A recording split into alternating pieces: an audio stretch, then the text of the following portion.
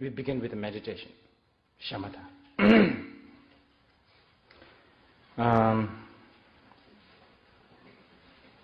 I believe we can sort of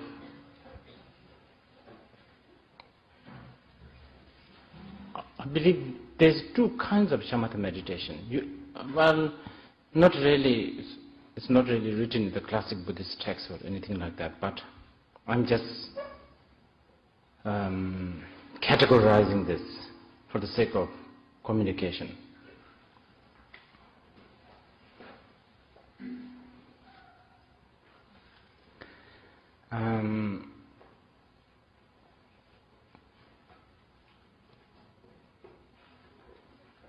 One is, I think the purpose of categorizing this into two is because of the interest, I guess, interest of different kinds of people.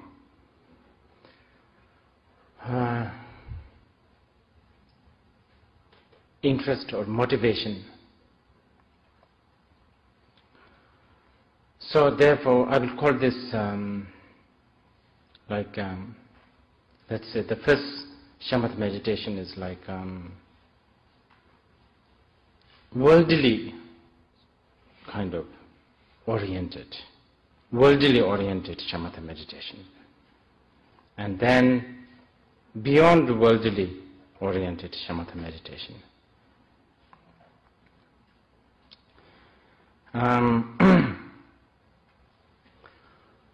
And when I say worldly,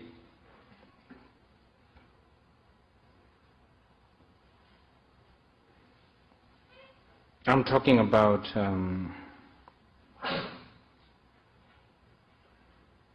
as I was saying, interest. What you are trying to pursue, what is your aim.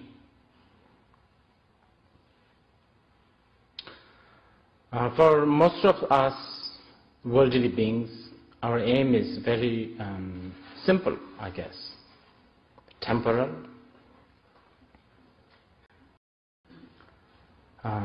Just to be happy. And profitable, if it's possible. And therefore,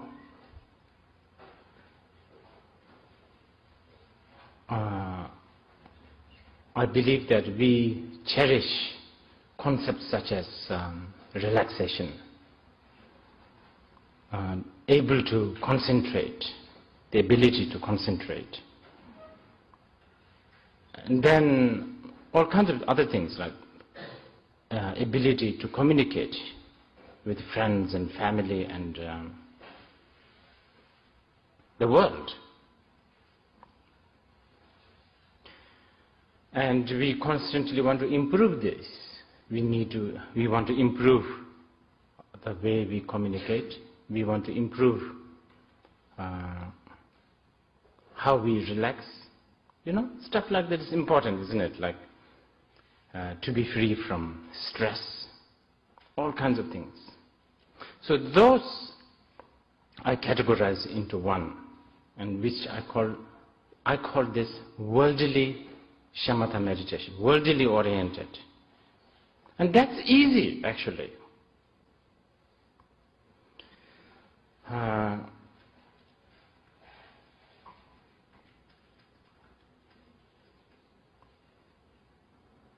I mean, there's nothing much to talk about it.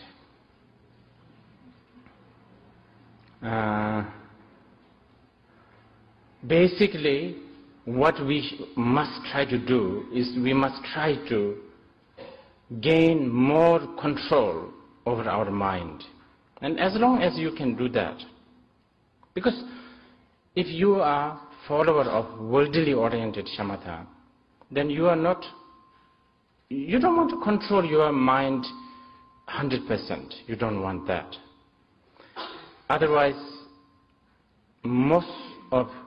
many of the so-called fun and intrigue and all of this you will miss. So we are talking about like maybe 10 to 20% control over our mind, and the rest should go wild. And because that way you become a perfect samsaric, successful person. We know that when we are out of control, 100%, out of control, then we suffer. This we know. So,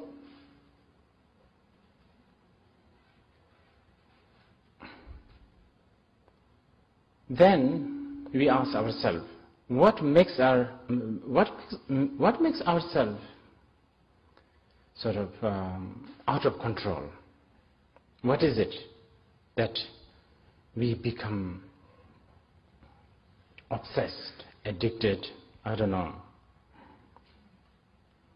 out of control, worked up, basically? What makes us worked up with all kinds of things?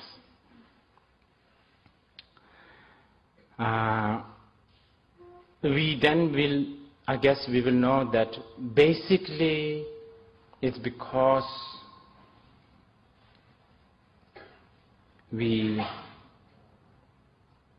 our mind gets overly distracted. That's why. So we know that a certain amount of distraction is not good. Because if you get distracted too much, then you lose, I don't know, sort of the inborn dignity of our mind. And that's something that we don't want to lose, don't want to.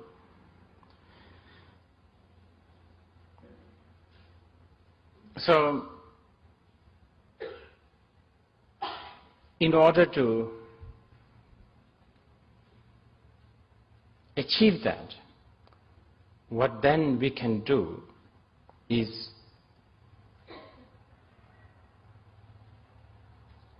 choose one object to get distracted, basically, instead of lots and lots of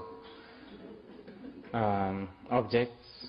We choose one particular object to get distracted, and that's shamatha meditation. Trying to continuously get distracted only to this sort of chosen, designated object. And that actually has lots of benefit. It does. If you are looking at a sunset and trying to really enjoy the gradual sort of setting of the sun, and really try to enjoy it minute by minute, second by second, yes, you will remember the car key that you have recently lost and stuff like that. And that proves that actually trying to distract your mind on a chosen object does calm your mind.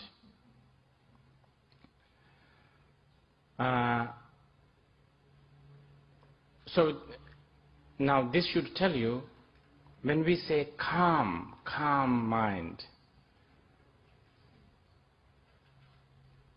the definition of calm is various. Because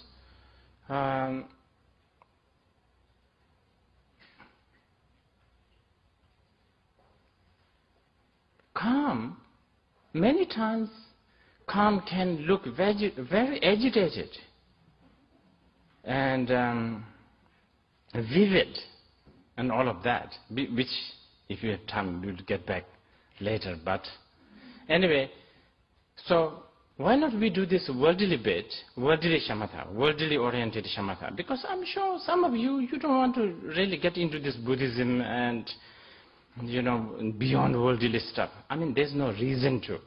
And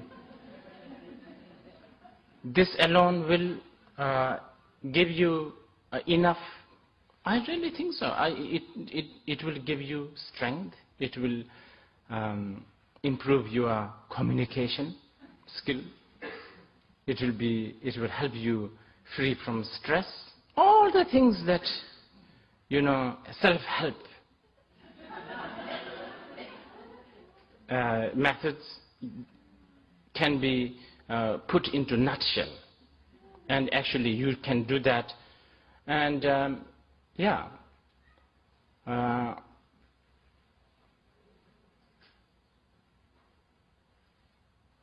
lot of benefit, really, a lot of benefit. So why not we begin doing that for a few minutes? So choose your object, whatever, doesn't matter. But only that. It could be your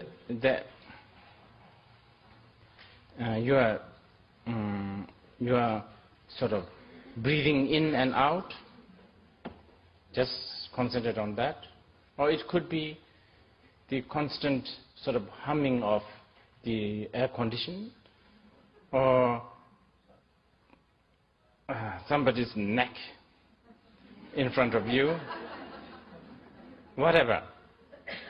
Or you are feeling, if you have a constant feeling somewhere, so just choose that and watch that, nothing else. So let's begin.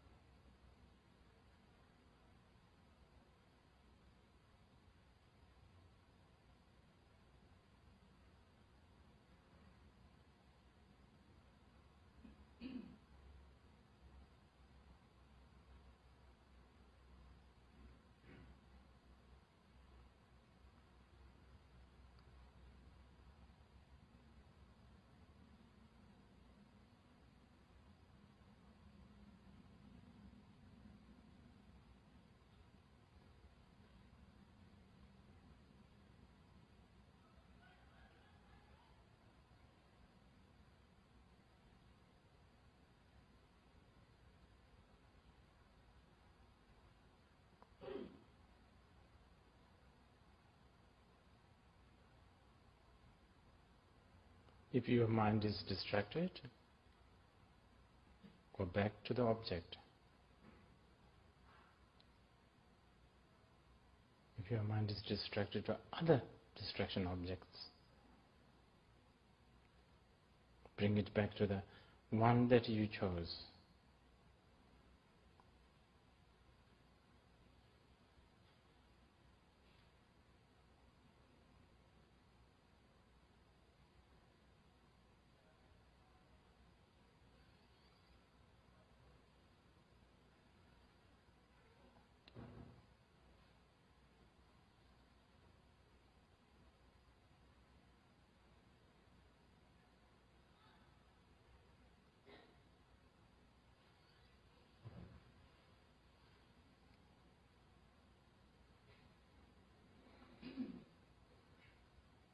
If you are frustrated because you can't concentrate, forget the frustration, just go back to the object.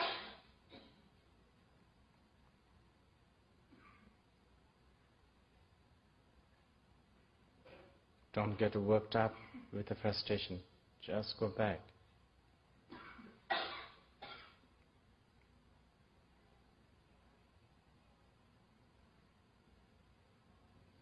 If you think that you are concentrating well, forget that, just go back to the concentration.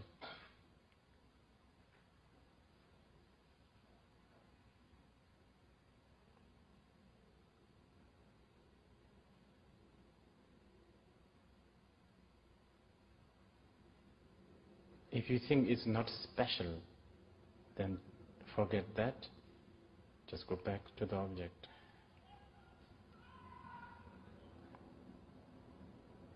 Similarly, if you think it's very special, forget that and go back to the object.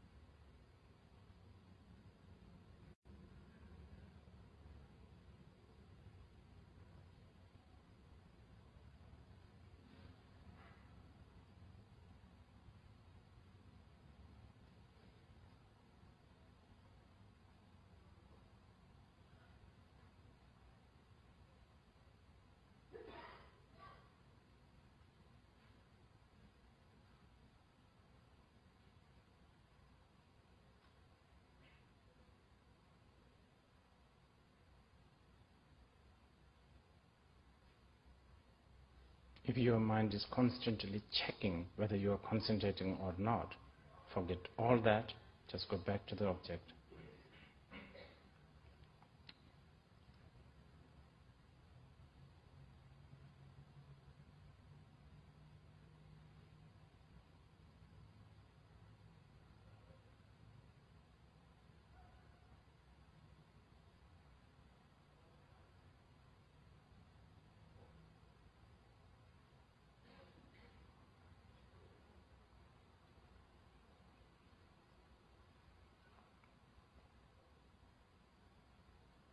Okay, that's it. That's the common shamatha. Worldly oriented, because your motivation is just to have stress-free experience. You want to be happy, you want to have some kind of a relaxation. This alone will do lots of wonderful things. You are not practicing Buddhism. This is nothing like it's not a religious thing. It's simple technique. This will really make you sober, sane. As you can, obvious, very obvious. You are letting the mind be. You are not chasing after all kinds of objects which makes you busy, tired, stressed. So few minutes of this meditation every day, I think will bring a lot of good health, mentally, physically, spiritually. When you meditate these, you will have all kinds of sensations and all of that. And don't even begin to think that these are something special. Nothing. It's not special at all. It's just for the first time you are using your mind, that's all. That's why you think it's special. It's nothing special. So don't think of write a book about it.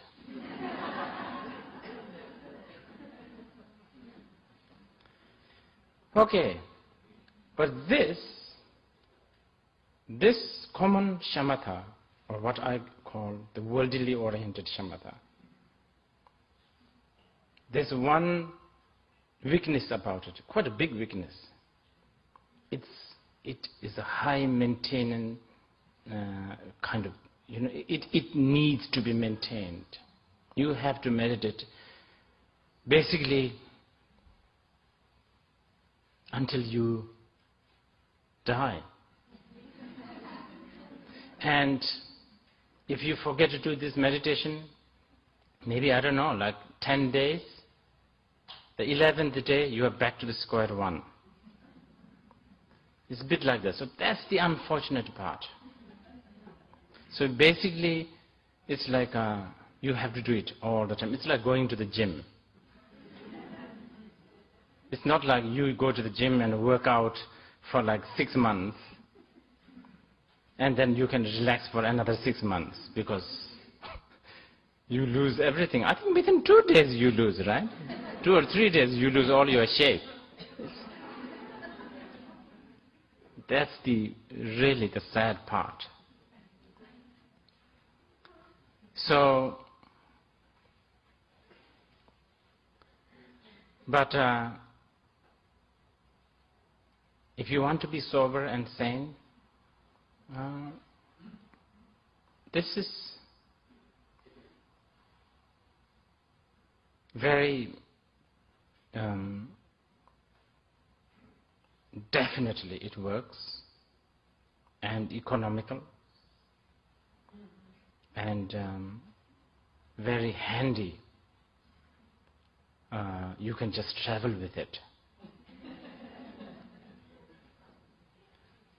Now, the uncommon shamatha. Now, if those who doesn't want to hear, you can leave. Now, this is different.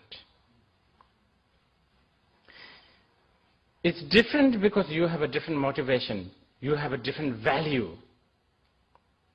You are looking for something else. So, the earlier common shamatha meditation, when they say calm, relaxing, concentrating, not getting distracted, of course we use the same word in the second one also, but it means totally different. You understand? That's important to know.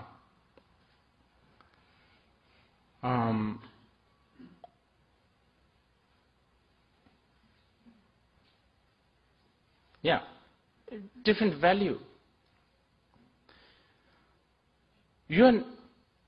See, the first common,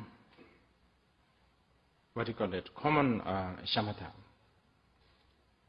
your view is you want to be successful, you want to be happy, and you want to be healthy, you want to be sober. That's your view.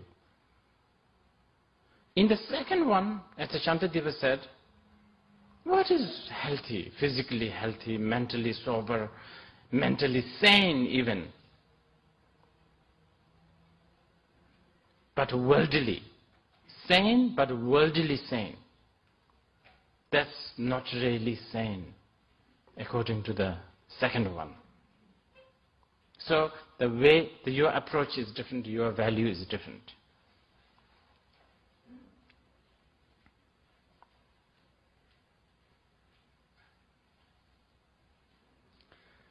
So the definition of meditation is different.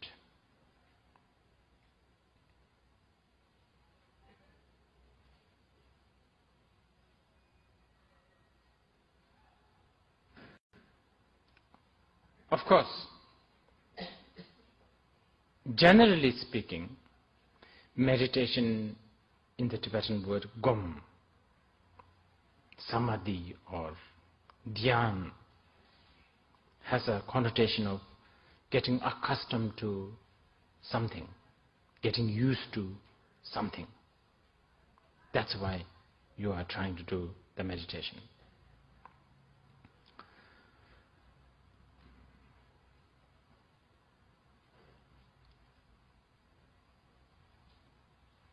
But what are you trying to get? So there's something that you are trying to get used to. And that something is what we call the view. So see, the second kind of shamatha has a much different view than the first one. View is important. The view will determine the path. If you want to be a model, then you should not eat, if you want to be a sort of skinny, slim model, then you should not eat rice. Slim, skinny is beautiful. That is a view. In order to get used to that view and actually manage to attain that view, or the goal and the view in this case is similar. What do you do? You meditate upon, you read holy sort of sutras such as South Beach Diet, is it? Meditate upon them and actually diligently sacrifice lots of delicious things. Really renounce hamburger, renounce, lots of acts of renunciation. You have to practice that. Now, if you are a sumo wrestler, then you have to be fat. Because if you're bigger, the better, more elegant, very majestic. You can look at your opponent with your blazing eyes, with your amazing, incredible round face and round body.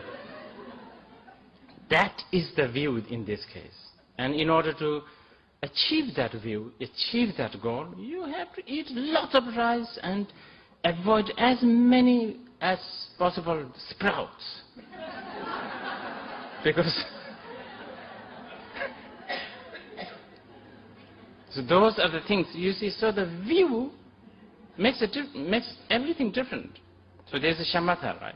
We talk about shamatha. The earlier the view is personal, worldly happiness, relaxation, whatever. Actually, that kind of view and meditation and action, I think there's quite a lot. I don't think I have to teach here so much.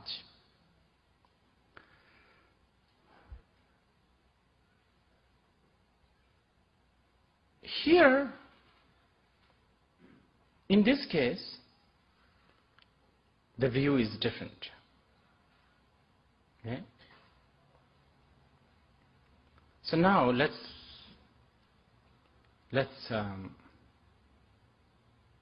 go to, since we are supposed to do, I'm supposed to tell you the shamatha meditation and the introduction to Buddhism. I feel a little strange. This is like really some old Dharma bums here. I don't think they need any introduction, but anyway, maybe there's one or two new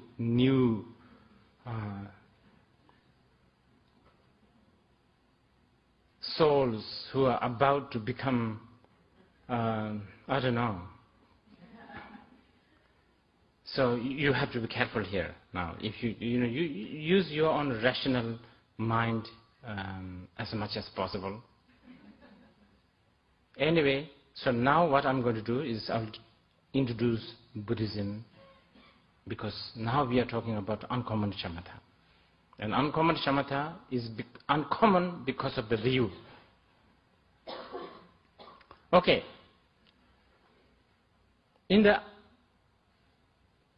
Of course, the purpose of the uncommon shamatha is also happiness, soberness, sanity, relaxation, all of that.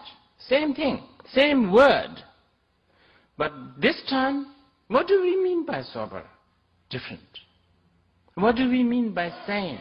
Different. And I will tell you why.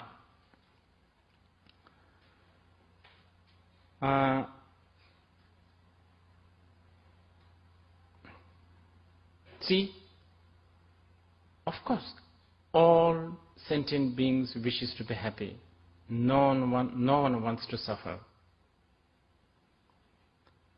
And when Buddha taught Buddha, he was one of the most practical person. His teaching is actually very practical.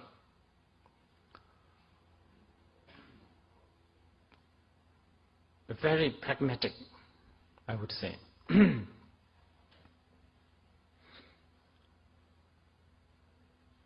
I think the challenge is the definition of happiness. This is where things becomes different. The worldly people's definition of happiness and worldly people's so-called happiness is what something Buddha found as a suffering, pain, impermanent, essenceless, futile. Yeah. So, the view, now we are talking about the view of Buddhism, so that we apply the shamatha based on that view.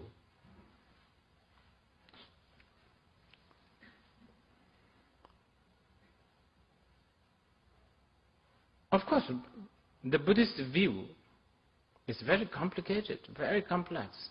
It's not that easy. It cannot be told within 1 hour.